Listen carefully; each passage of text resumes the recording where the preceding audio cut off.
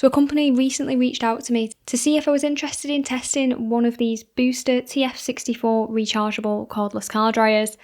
I was interested to see just how practical these things are and whether they did work well for this purpose. So I'm going to do a few different tests with it and see how I get on.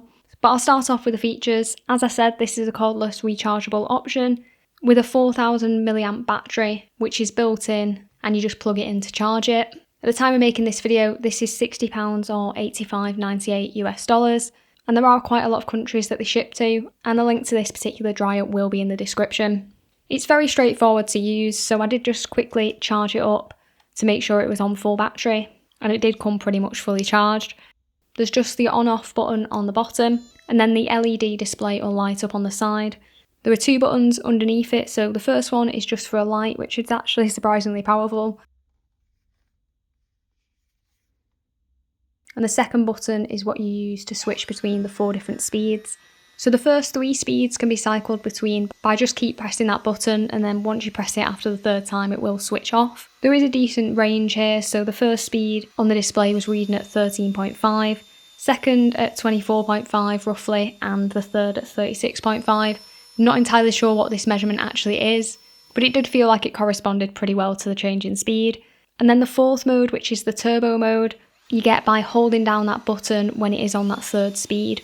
So in order to keep it in that turbo mode, you do have to keep that button pressed down, and that jumps it up to a reading of 45 on that display. The other thing as well to note with this turbo mode is that it only runs for about 10 seconds before it goes back to mode 3, and then it takes around 30 seconds for that turbo bar to fully refill again, so you can't keep that button held down indefinitely. So I'm going to jump into a demo on the car to show you what the different speeds are like in a practical sense.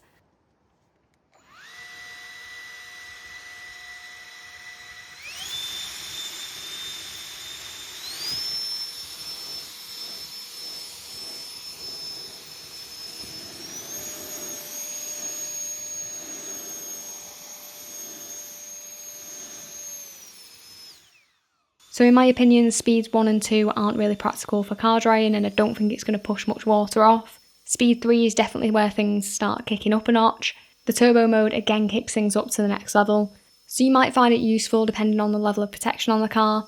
Now the main thing that I noticed when I'm used to using this was the volume of it. On all 4 speeds it is incredibly loud, and it has quite a high pitched sound to it, so I'm quite conscious about using this outside as it is potentially going to upset the neighbours.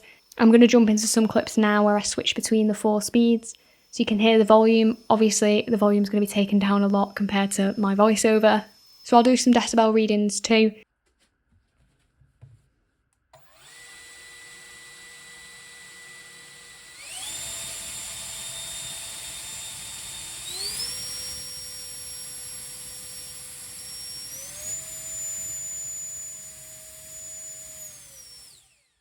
So my car is coated, but you don't need a coated car to be able to use one of these.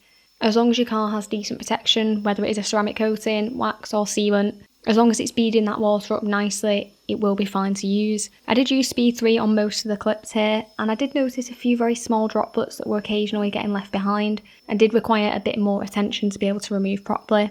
The turbo mode does help with this and pushes the water away, obviously with more force, but it's not really practical to keep that button held all the time.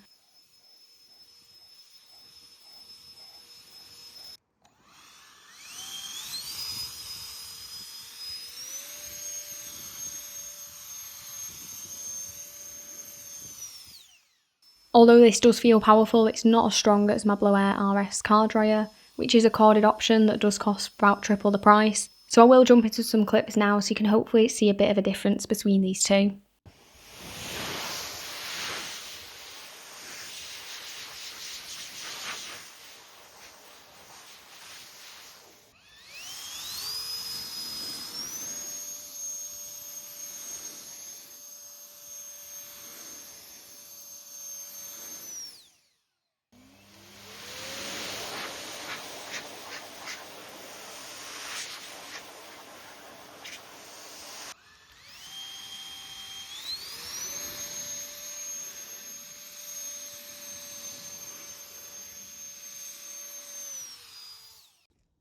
Now I also did want to talk a little bit more about the design of this and some things that I've noticed whilst using it.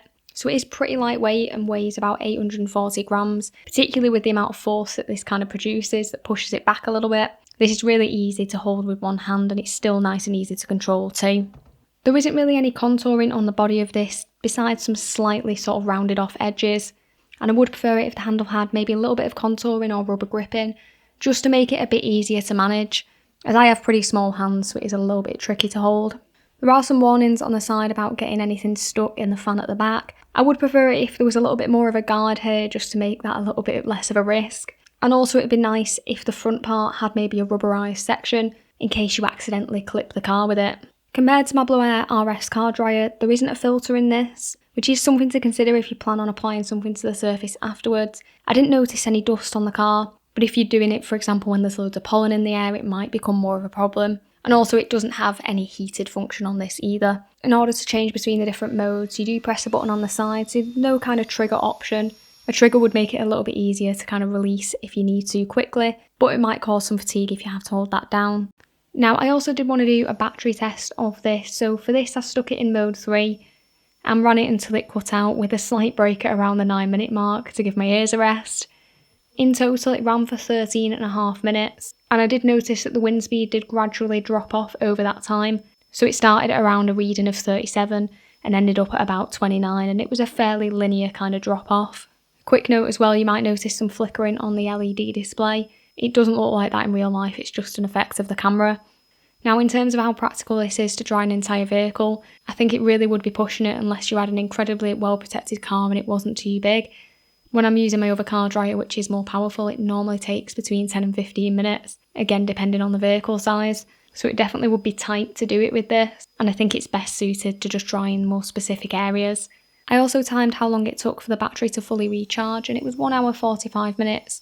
Obviously the battery is internal with this, so you don't unfortunately have the option of having a spare that you can just slot in and have kind of 2 batteries on the go. So that is again something to keep in mind if you need to be running it for a decent amount of time without being able to charge it in between. Now, in terms of whether it's actually practical to dry a car using one of these, my main concern is that it just is very, very loud, as I am worried about upsetting the neighbours, and I definitely will be wearing ear protection going forwards with this. I personally would prefer to use it for more specific areas, like the grille, door mirrors, wheels, and those more intricate areas that are prone to trapping water, as this means I won't have to have it on as long or recharge it as often. I do wish though it had some kind of nozzle in order to focus the air a little bit more, as I do think this would help it excel at those more intricate areas rather than just drying those bigger panels. Hopefully this video has given you a bit more information about this and answered some questions that you might have. I will of course, as always, leave a link in the description, and if you have found this video helpful then it'd be brilliant if you could drop it a like, and thanks very much for watching.